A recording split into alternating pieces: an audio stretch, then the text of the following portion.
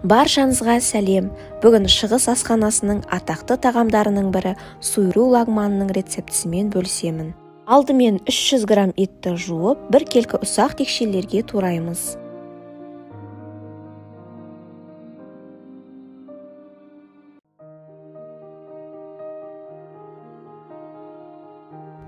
Барлық көкөністерді жуып, тазалап, бір келкі ұсақ текшелерге турап дайындап аламыз.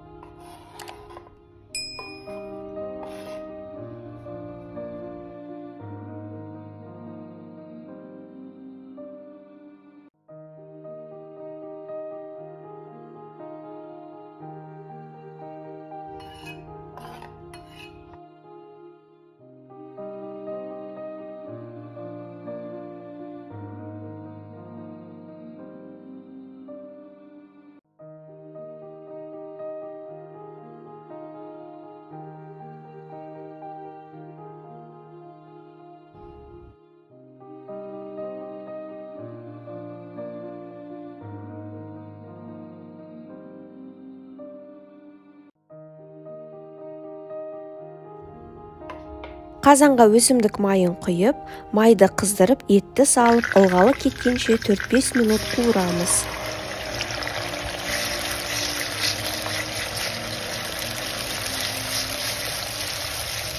Пияз қосып, жақсылап қуырып аламыз. 2 ас қасық соя тұздығын қосып араластырамыз. Балдыр көк қосып араластырып, тұздап, томат пастасын қосып, шамамен 2 минуттай қуырамыз. Оттың астын азайтпаймыз. Содан кейін пекин қырыққабатын қосып, бірнеше минут қуырамыз.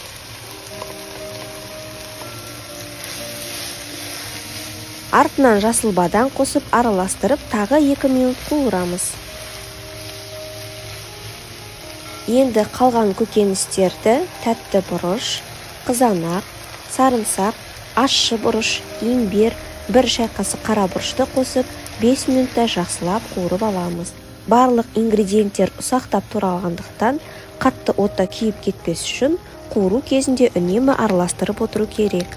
Соңында шамамен 1,5 литр қайнаған су құйып, баяу отта шамамен 15 минуттай қайнатамыз.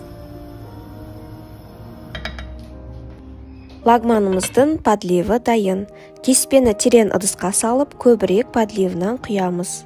Суйру лагманымыз дайын. Астарыңыз дәмді болсын. Сіздермен бірге болған Айгерім. Ұнаса лайк басып, комментарий жазып, достарыңызбен бөлісіңіздер.